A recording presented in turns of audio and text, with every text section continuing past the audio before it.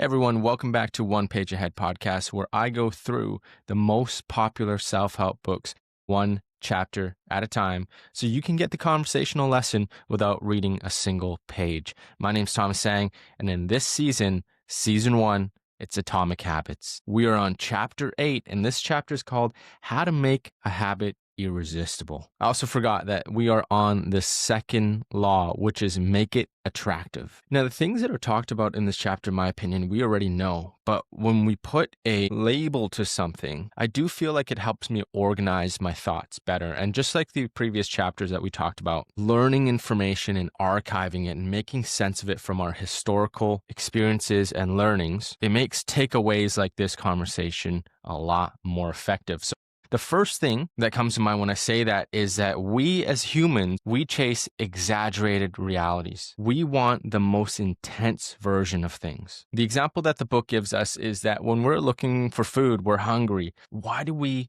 chase junk food? Why do we crave it? And it's because junk food is calorie dense. It usually has a journey of textures and tastes that keeps us interested for a longer amount of time. That bite of Dorito or that sip of boba, those intense flavors, it can be repeated over and over again. And it's more exciting and more tasty than regular food. And they call this dynamic contrast. It is a combination of sensations so that you can continue to enjoy the junk food which you crave and still get that level of sensation until you completely overdose on chips and boba. I don't know if it's possible to overdose on chips because if you open the bag, you got to finish the whole dang thing. But that's the entire point, right? Let's say you're having broccoli and rice and a side of protein. Well, on the fifth bite, you're probably going to get a little bit bored and you'll recognize that, oh, maybe I'm full. Because what you're doing there is you're serving one purpose, which is to feed yourself, get full, and sort of enjoy it along the way. Whereas when you look at fries, for example, there's the crunch, there's the different texture, right, of the crunch and the softness of the potatoes inside. There is the grease, it's dense, it's an intense flavor. And so for the most part, even though you're full, you're still going to grab another one. You're still going to grab another one because every time you take a hit of that fry, yeah, that's what I said, then it satisfies you over and over again until you hit a saturation point. But that saturation point is harder to get to because you're measuring multiple things. You're measuring your fullness, you're measuring your satisfaction of texture, and you're measuring your satisfaction of taste. And so you'll have to fulfill every single one of those buckets before you stop eating that fry. All right, I'm really getting into food here. So I'm going to take a pause for a second, and I'm actually going to shift us to the next motion of this chapter, which is the more attractive something is, the faster it will become a habit. What does that mean? Well, we just talked about exaggerated realities. And in this book, it talks about we chase engineered versions of realities. And so think about social media for a second. The world of social media is much more attractive than our day-to-day lives because it is chopped up in the most exciting moments of people. And for the most part, we're looking at the highlights of people's lives, and we get a stack of those that we start to believe that that is reality, although that is the exaggerated reality. One thing that I want to talk about is, let's say, tech jobs. People that are not in tech, they look at tech and say, well, that is it. Once I get into tech, for example, I'm sales. I've been in tech sales for over a decade now. People look at tech sales and they say, once I get into tech sales, if I can land a job at that company, whether it's Amazon, Apple, Microsoft, you name it. Once I land a job in tech sales in one of the top companies, I will feel the way that these people feel on social media that they post on every single day. And I'll tell you right now, it's nothing like that. The grind is real and tech sales isn't as glorious as it is. And the ones that make it seem like the days are easy, they're full of fun, you get to hang out with all your coworkers and everyone's making a ton of money, that just simply isn't true. But we chase the exaggerated versions of that. I'm going to get back into the book, but right before I do that, I'm just going to let the audience know here, tech sales is not as glorious as social media paints it to be. It's a lot of work. It's so much work. It's mentally exhausting at times, but it is rewarding because you get to create your income. But no one's going to tell you 80% of the time you're planning, working backwards from your goal, and sometimes not being able to hit it. And so the dopamine that you were chasing for that deal that you're looking to close, it may not come through, and you have to get used to that. All right, we're talking about dopamine, right? I'm going to bring us back to dope for a second. I'm going to bring us back to the book for a second. And one of the things that the book talks about is the dopamine-driven feedback loop. What does that mean? What feedback loop are we talking about? And this is the most fascinating part about this chapter, in my opinion. And we learn something called the dopamine spikes. Now, you and I might think that dopamine is experienced when we get the reward, which is sort of true only for the first time we experience that, whatever it is that we're chasing. In this chapter, it talks about you experience from your habits, you experience dopamine when you anticipate the reward. You'll get a heightened sense of dopamine hit. And then when you get the reward, you will also get a second dose of dopamine. Let me give you an example of this. It's Friday night, and you think about you're going to crack a cold one with the boys. That spikes dopamine right there. Now, the event comes around and you meet with your boys and you are cracking a cold one. That spikes a secondary dopamine.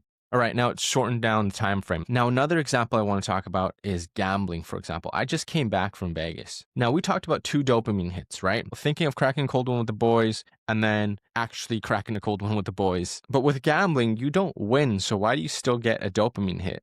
And it's because we conditioned our mind that before we place a bet, we get a hit of dopamine. What ends up happening doesn't matter because we've already gotten that hit of dopamine. And so if we don't get the second hit of dopamine, we're still chasing the first one over and over again. Okay, so how does that actually make sense? Let me explain this to you. We know in chapter 1, we learn that the cue is to anticipate the reward, and that's why it gets us into the habit loop, right? So the same rules apply here. Before we place a bet, the anticipation of reward is the dopamine, not the fulfillment of it. And that's what makes us take action into continuously placing bets. Let me walk you through how dopamine works before habits form. And this is some diagrams in the book. And then so the first thing that it shows us is that when we do an action for the first time, we try something for the first time, and we get some level of satisfaction, dopamine, or reward out of it, then we will say, oh, wow, that was nice. I should do that again when I get the opportunity. The second time that we plan to do it, that's when the craving spike of dopamine hits. We see the same thing, we get a craving hit. And then so when now we actually take action, we got the craving hit. And did we,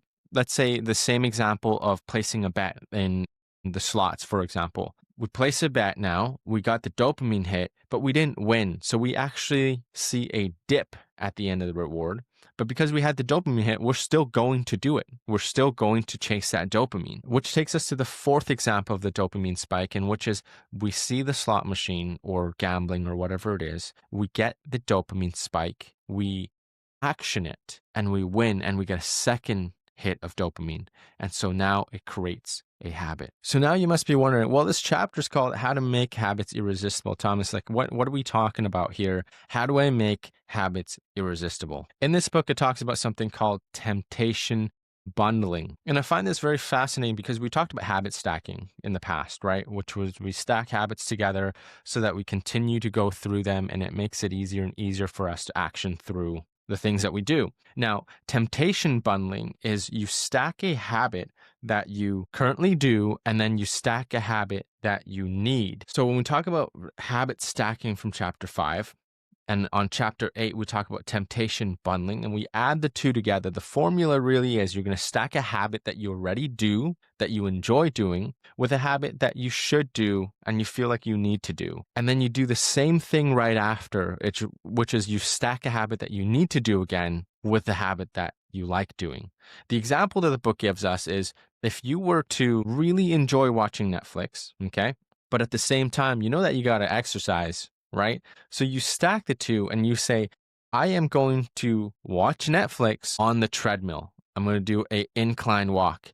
And I can't watch Netflix unless I do my incline walk. And then right after that, you stack it again. I'm going to respond to emails on my phone before I get to doom scroll or look through social media. And I can't do the two in separation. I'm going to bundle them together. And all four of those things right after becomes habit stacking and bundling. I guess something that I want to share is I learned that you shouldn't say to yourself that I have to do something, because when you tell yourself I have to do something, I wouldn't do it. I wouldn't do it, but I have to do it. I need to do it. It's a requirement. But instead, I tell myself I get to do something.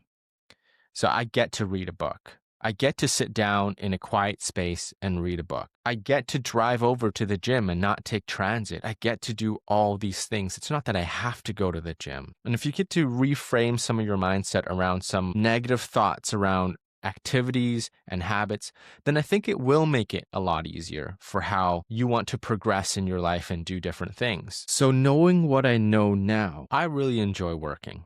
Okay. And I can spend a lot of time working and trying to solve problems and figure stuff out.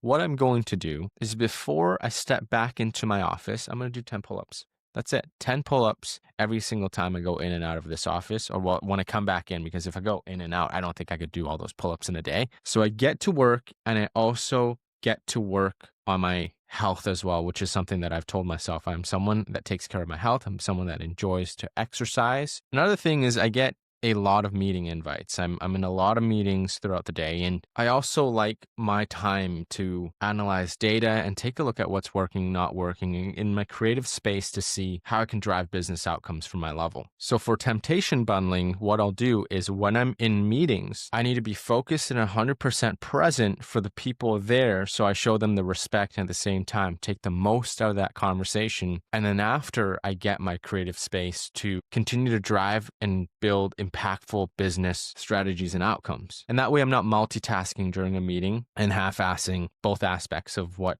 I should and want to do. All that said, that is chapter 8.